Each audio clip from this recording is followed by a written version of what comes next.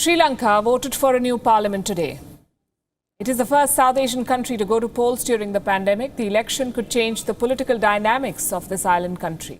Why do I say so? Well, you'll find out in the next 5 minutes. First of all, allow me to break down these elections in the simplest way possible. I will start with a crash course on Lankan politics, if you will. Politics as it stands right now. And if I were to explain this election in one sentence, it would be this. It is all about the president's brother looking for a two-thirds majority in the Lankan parliament. That's what this election is about. Who is the president? Gotabaya Rajapaksa. Who is his brother? Mahinda Rajapaksa. Gotabaya became president and made his brother prime minister. This was in November 2019, but there was a problem. The Rajapaksas did not have absolute majority in parliament. Why do you need absolute majority? They wanted sweeping changes. They wanted to change the Lankan constitution. They did not have the numbers to do that. You need two-thirds support to change the constitution. The Rajapaksas did not have it. So in March this year, Gotabaya Rajapaksa, the president, used his presidential powers to dissolve the parliament. He called for snap polls. Then came the pandemic. The election had to be postponed, not once but twice. And today the Lankans finally had the chance to cast their vote and elect a new parliament. How many people showed up at the polling booth? Quite a lot. Sri Lanka recorded a 70% voter turnout. During the last parliamentary polls, the numbers were 77.6%. So this is quite a feat, keeping in mind the Wuhan virus pandemic, 70% turnout.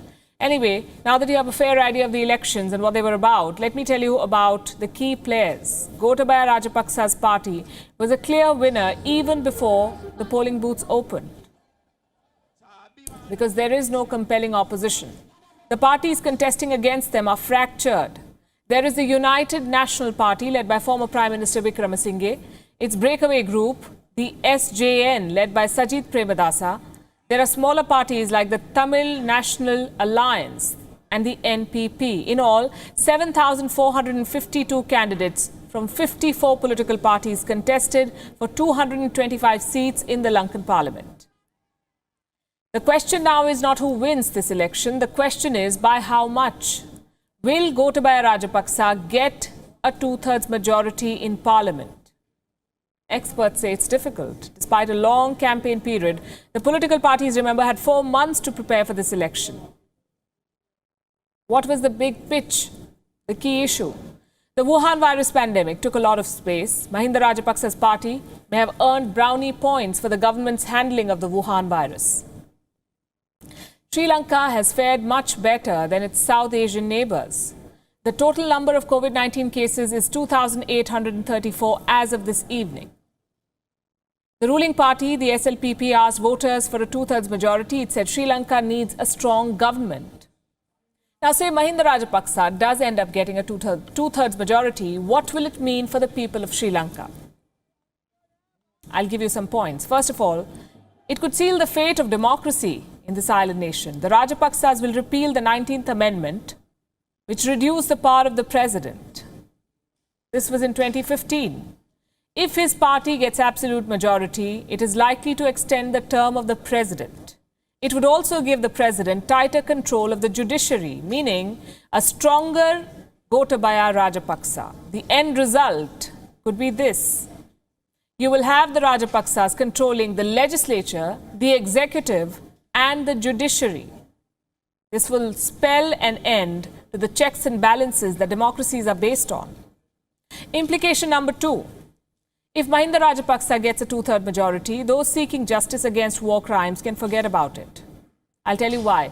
The president, Gotabaya Rajapaksa, is a former military leader. He's accused of war crimes during the civil war. His presidential team is full of present and former military leaders. They're all accused of war crimes. If the president controls the judiciary, he gets to elect judges to Lanka's top courts. What are the chances that he will bring military leaders to justice then?